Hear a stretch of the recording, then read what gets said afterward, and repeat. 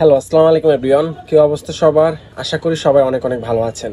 যারা সার্বিয়া যেতে যাচ্ছেন বা সার্বিয়া যাওয়ার জন্য যারা ফাইল প্রসেসিং করতেছেন বা ফাইল জমা দিচ্ছেন, তাদের জন্য এই ভিডিওটা খুবই গুরুত্বপূর্ণ। আপনার যদি সার্বিয়া যান, সেক্ষেত্রে আপনাদেরকে মাস্ট বি গেম দিতেই হবে। আপনি দিতে না চাইলেও আপনাকে বাধ্য করা হবে গেম দেওয়ার জন্য। এই বিষয়টা আপনাকে জানতেই হবে ভাই। না না জেনে আপনি যদি সার্বিয়া চলে যান, সেক্ষেত্রে আপনি কিন্তু ভালো একটা হ্যাসেলের মধ্যে পড়ে যাবেন, একটা সমস্যার মধ্যে পড়ে যাবেন। তো আজকের এই ভিডিওটা খুবই মনোযোগ দিয়ে দেখবেন, কারণ আমার নিজের বড় ভাই সে হচ্ছে সার্বিয়া যাওয়ার পর বাধ্য হয়েছে সার্বিয়া থেকে গেম দেওয়ার জন্য। এবং তো আপনাদেরকে আমি ফার্স্টে যে বিষয়টা বলবো সেটা হচ্ছে বর্তমানে সার্বিয়া গেলে কেন আপনাকে গেম দিতে বাধ্য করা হবে। আমি যদি আমার বড় ভাইয়ের উদাহরণটা আপনাকে দিই, তো তাকে পাঠানো হয়েছিল পর সে ফ্লাইট দিয়ে যখন যায়, যাওয়ার পর তার নিয়ত ছিল সে সেখানে 2-4 বছর থাকবে। তারপর হচ্ছে সে সেখান থেকে হয়তো বা গেম দিয়ে ইউরোপে অন্য দেশে চলে যাবে, বা দেশে একবার আসার পর পরবর্তীতে সে এখান থেকে চলে যাবে। কিন্তু দুর্ভাগ্যবশত সে যখন সার্বিয়াতে যায়, সে একটা সাপ্লাই কোম্পানির মাধ্যমে যায়। তো সাপ্লাই কোম্পানির মাধ্যমে যাওয়ার ফলে যে সমস্যাটা হয়েছে, সে সার্বিয়াতে প্রবেশ করার পর কোম্পানির লোকে তাকে হচ্ছে গ্রহণ করেছে, সে সেখানে থাকার জায়গা দিয়েছে, খাবারের জন্য প্রতি সপ্তাহে সপ্তাহে তাকে হচ্ছে টাকা দিত। থাকা খাওয়া নিয়ে সেরকম কোনো সমস্যা হতো না। তবে সমস্যা হয়েছে সেই দিনই প্রথম যেদিন তিনি গিয়েছে, তাকে সেই থাকার যে জায়গা সেখানে তাকে দিয়েই তার যে পাসপোর্টটা আছে সেই পাসপোর্টটা তার থেকে নিয়ে নেওয়া হয়েছে। এটা আপনাকে দিতেই হবে ভাই। হ্যাঁ, তার সাথে যারা গেছে সবারই একই অবস্থা, তাদের থেকে পাসপোর্ট নিয়ে নিয়েছিল। এবং তাদেরকে তাদের মধ্যে থেকে যারা নতুন গেল, তারা কেউই কাজ পায় নাই। 1 মাস পার হয়ে গেছে, 2 মাস পার হয়ে গেছে, তাদেরকে কাজ দেওয়া হচ্ছে না, তাদের পাসপোর্টও ফেরত দেওয়া হচ্ছে না। যে তারা অন্য কোথাও কাজের জন্য চেষ্টা করবে, সেটাও তারা পারতেছে না। অর্থাৎ তাদেরকে অন্য কোথাও কাজ করার জন্য তারা হচ্ছে দিতেছে না, পারতেছে না। এবং তারা যে কোম্পানি বা সাপ্লাই কোম্পানি আন্ডারে গেছে, সেই সাপ্লাই কোম্পানি তাদেরকে কাজ দিতে পারতেছে না। এবং তাদের আগে যারা গিয়েছিল, তারা তাদের 1 মাস পরে হচ্ছে কাজ পেয়েছে। এবং তারা 1 মাস 1.5 মাস যাবত কাজ করতেছিল সার্বিয়াতে, কিন্তু তাদেরকে বেতন দেওয়া হচ্ছিল না। তাদের এমনিতেই সাপ্লাই কোম্পানির আন্ডার যদি যান, সেক্ষেত্রে আপনাকে এমনিতেই বেতন কম দেওয়া হবে। এবং বেতন কম দেওয়া সত্ত্বেও ঠিক মতো আপনি বেতন পাবেন না। তবে ডিরেক্ট কোম্পানি যদি আন্ডারে যান, সেক্ষেত্রে আপনার জন্য বেনিফিট রয়েছে।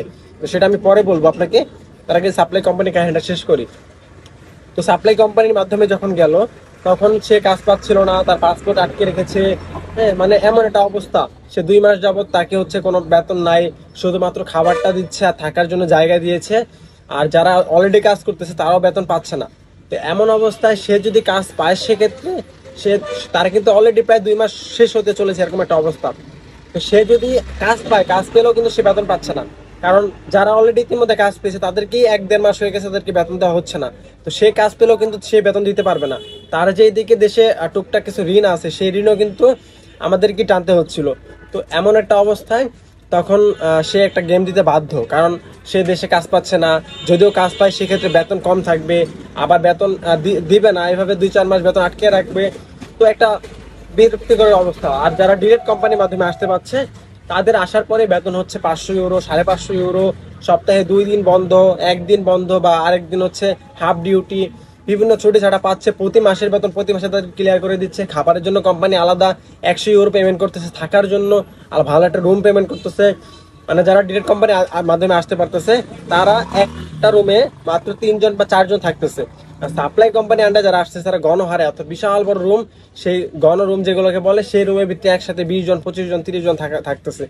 তো ডিরেক্ট কোম্পানির মাধ্যমে আসলে তারা মোটামুটি সেখানে ভালো পরিমাণে স্টে করতে পারে, তারা সেখানে অনেকদিন থাকতে পারে, এবং অনেকদিন তারা হচ্ছে সেখানে কাজ করতে পারে।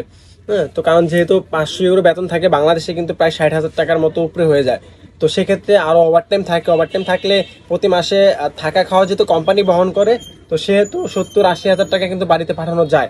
তবে সাপ্লাই কোম্পানি আন্ডারে যদি আপনি যান, সেক্ষেত্রে আপনি কাজ পাবেন না, আপনাকে 2 মাস 3 মাস অপেক্ষা করতে হবে। উল্টা বাসা থেকে টাকা এনে আপনাকে আপনার যে হাত খরচগুলো আছে সেগুলো বহন করতে হবে। তো একটা মারাত্মক অবস্থা ভাই। যারা সাপ্লাই কোম্পানির মাধ্যমে আসবেন বা সার্ভে আসবেন, আপনাদেরকে এই বিষয়টা মাথায় রাখতে হবে যে আপনি আসার পর বা আপনি যদি ডিরেক্ট কোম্পানি আন্ডারে আসেন, সেক্ষেত্রেও কিন্তু আপনি এরকম একটা সমস্যার সম্মুখীন হতে পারেন। তো আপনাকে এই বিষয়গুলো একটা হচ্ছে সলিউশন রেখে তারপর আপনাকে যেতে হবে, যে আপনি যদি এরকম সিচুয়েশনে পড়েন, সেক্ষেত্রে আপনাকে গেম দেওয়ার মতো সিচুয়েশন আপনার থাকবে কিনা। তো পরবর্তীতে যখন এরকম একটা সিচুয়েশনে পড়লো, তখন বাধ্য হলো গেম দেওয়ার জন্য। পরবর্তীতে মানুষের সাথে যোগাযোগ করে বা এজেন্সির সাথে যোগাযোগ করে তা সে হচ্ছে গেম দিয়ে ইতালি চলে আসলো। তো বাংলাদেশ থেকে সার্বিয়া যেতে তার 7 লাখ টাকার উপরে খরচ হয়েছে এবং সার্বিয়াতে যাওয়ার পর প্রায় 2 মাস সে কোনো কাজ পায়নি। আর কাজ পেলেও সেরকম ভালো কোনো কাজ পেতো না, কারণ আপনারা যে সাপ্লাই কোম্পানি আন্ডারে যান সেই সাপ্লাই কোম্পানি আপনাকে বিক্রি করে দিবে। তো তারা আপনাকে নিয়েছে, নেওয়ার পর একটা কোম্পানির সাথে তারা ডিল করবে যে আপনাকে তারা এমন একটা অ্যামাউন্টে আপনাকে তারা কর্মী তারা দিবে। তো যখন ভালো একটা ডিমান্ড তারা না পাবে তখন হচ্ছে তারা আপনাকে সেই কাজে দিবে না। এখন কাজ কিরকম হোক সেটা দেখার বিষয় না, কাজে বেতন কত দিচ্ছে সেটা দেখার বিষয় না, তাদের যে মেন চাহিদা অর্থাৎ তাদের যে একটা অ্যামাউন্ট, সেই অ্যামাউন্ট যদি তারা পায় তাহলে আপনাকে তারা কাজে দিয়ে দিবে। কারণ কাজ যেটা মেলাতে সেটা হোক সেটা আপনাকে দেখার বিষয় না। তো আর টিআরসির কথা যদি বলি, টিআরসি সেটা আপনার তো কোম্পানি মানে করে দেওয়ার তো কোনো প্রশ্নই ওঠে না, আপনি কাজই পাচ্ছেন না, বেতনই পাচ্ছেন না, টিআরসি কোথা থেকে পাবেন? তো এমন অবস্থায় গেম দিতে বাধ্য হলো। প্রায় 3.5 লাখ টাকা খরচ হয়েছিল লরির মাধ্যমে গেম সার্বিয়া থেকে ইতালি। তো প্রায় হচ্ছে আপনার দেখেন প্রায় 12 লাখ টাকার মতো কিন্তু খরচ। আর যত জিনিসপত্র ছিল এত কিন্তু নিয়ে যাওয়া সম্ভব হয় নাই। এই যে গাড়ি বস্তা ভরে সব জামা কাপড় সব কিছু নিয়ে গেছিল, এত কিন্তু কিছু নিয়ে কিন্তু গেম দেওয়া সম্ভব হয়নি। শুধুমাত্র একটা ব্যাগ নিয়ে কিছু জামা কাপড় নিয়ে তাকে ইতালি চলে যেতে হয় এবং সেখানে যেহেতু আমাদের আত্মীয় স্বজন কিছু আছে তো সেখানে তারা তাকে রিসিভ করে এবং আলহামদুলিল্লাহ সে যাওয়ার পর প্রায় 10 দিনের মাথায় কাজ পেয়েছে। এখন সেখানে অবৈধভাবে টুকটাক কিছু কাজ করতেছে এবং সে অবৈধভাবে কাজ করলো। সার্বিয়ার থেকে ভালো বেতন ধরা হয়েছে, প্রায় 800 ইউরোর মতো বেতন তাকে ধরা হয়েছে। তো এটা তৈরি করার উদ্দেশ্য যারা সার্বিয়া যাচ্ছেন অনেকেই গেম দিতে চান বা অনেকেই গেম দিতে চান না। যারা গেম দিতে চান তারা তো সরাসরি আপনারা চাইলে সার্বিয়া থেকে এয়ারপোর্টে নেমেই সরাসরি আপনারা অন্য গেট দিয়ে বের হয়ে যেতে পারবেন। কোম্পানিকে আপনি না মনে হচ্ছে যোগাযোগ করলেন সেক্ষেত্রে আপনারা চলে যেতে পারবেন।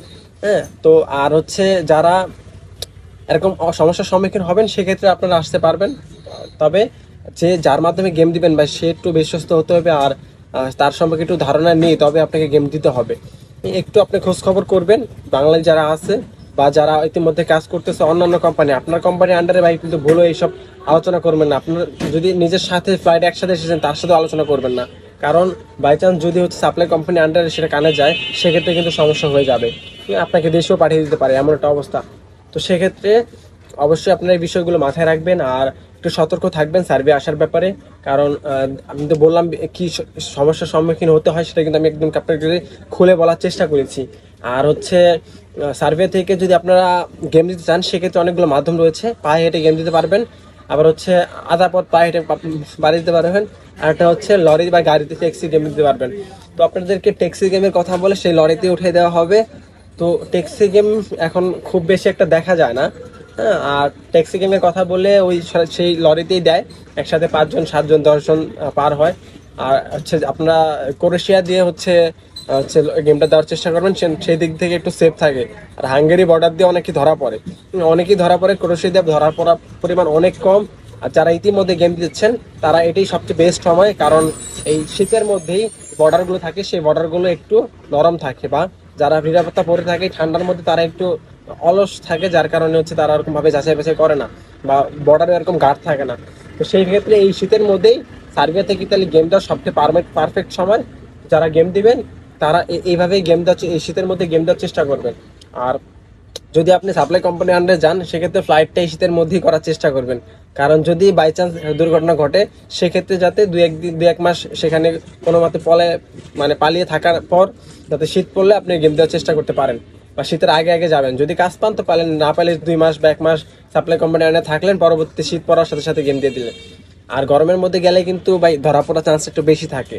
হ্যাঁ, তারপরও অনেকেই ধরা পড়লে সেক্ষেত্রে দালাল ভালো হলে তারা ক্যাম্পে থেকে তাদেরকে সারিয়ে নিয়ে এসে আবার গেম দেওয়া। তো এই হচ্ছে মূল কথা। আর এই সকল বিষয়গুলো মাথায় রেখে আপনারা আসবেন। আর আপনাদেরকে বলাই হলো না যে গেম দেওয়ার ক্ষেত্রে কোন কোন মাধ্যম রয়েছে। যদি আপনারা পায়ে হেঁটে গেম দিতে চান সেক্ষেত্রে আপনাদের অনেক দিন সময় লাগবে, আর এটা আমি আপনাদেরকে প্রেফার করব না। যদিও এখানে টাকা কম লাগে কিন্তু এটা না করাই ভালো। আর আপনারা যদি হচ্ছে আধা পথ পায়ে হেঁটে দেন সেক্ষেত্রে আপনাদেরকে ওই বর্ডারে নিয়ে যাবে, বর্ডার পার হওয়ার পর কিছু পথ হাঁটতে হবে। এমন হতে পারে 2 ঘন্টা 3 ঘন্টা 4 ঘন্টা হাঁটতে হতে পারে, আবার এরকম হতে পারে 5 ঘন্টা 6 ঘন্টা হাঁটতে হতে পারে যেহেতু। আর এই যে এভাবে যদি আপনারা যান, এই যে পায়ে হেঁটে যান, সেক্ষেত্রে আপনাদের 2-3টা বর্ডারের দিক দিয়ে পায়ে হেঁটে পার হতে হবে। আর সেক্ষেত্রে আপনাদের খরচটা প্রায় 2.5 লাখের মতো পড়বে। আর আপনারা সবচেয়ে ভালো কাজ করতে পারেন সেটা হচ্ছে ট্যাক্সি গেম বা লরি গেম দিতে পারেন, সেক্ষেত্রে 3.5 থেকে 4 লাখ টাকা পড়বে। 3.5 থেকে 4 লাখ টাকার মাধ্যমে আপনারা একদম সরাসরি একদম গাড়িতে করে একদম সরাসরি আপনার ইতালি বা ফ্রান্সে পৌঁছাতে পারবেন। তো যারা গেম দিবে তাদেরকে আমি অবশ্যই বলবো, আপনি যেই দেশে যেতে চাচ্ছেন সেই দেশে আপনার নিজস্ব লোক না থাকলে আপনি যাবেন না, কারণ সেখানে যাওয়ার পর সেখানে আপনাকে এরকম হ্যাসেল পোহাতে হবে, আপনি অবৈধ হয়ে যাবেন, বাসা পাবেন না। আর এই শীতের মধ্যে আপনি যদি বাসা না পান আপনি কোথায় উঠবেন? এত পরিমাণ বরফ পড়তেছে, -3 ডিগ্রি 4 ডিগ্রি তাপমাত্রা, এর মধ্যে যদি আপনি আপনি 2-3 দিন যে গাড়িতে করে থাকবেন সেখানেই তো আপনার অবস্থা 12টা বেজে যাবে। আর সেখানে আপনি যাওয়ার পর যদি আপনাকে হচ্ছে বাইরে রাস্তাটাতে ফুটপাতে থাকতে হয়, তো অনেক মানুষ আছে যারা ইতালিতে যাওয়ার পর মানুষ নাই, কেউ নাই, সেক্ষেত্রে যারা ফুটপাতে থাকতেছে। তো এই বিষয়গুলো আপনাদের মাথায় রাখতে হবে, আর এগুলো ভেবে চিন্তে তারপর হচ্ছে আপনাকে পাড়ি দিতে হবে। তো ভিউয়ার্স, এই ছিল মূলত আজকের আপডেট। আর আপনারা যদি কোনো বিষয় জানতে চান সেক্ষেত্রে আমাকে জানাতে পারেন, আমি চেষ্টা করব সকল ইনফরমেশন সংগ্রহ করে, যেহেতু আমার এই সকল বিষয়গুলো হচ্ছে জানা। দেখা হবে পরবর্তী কোনো ভিডিওতে। আসসালামু আলাইকুম।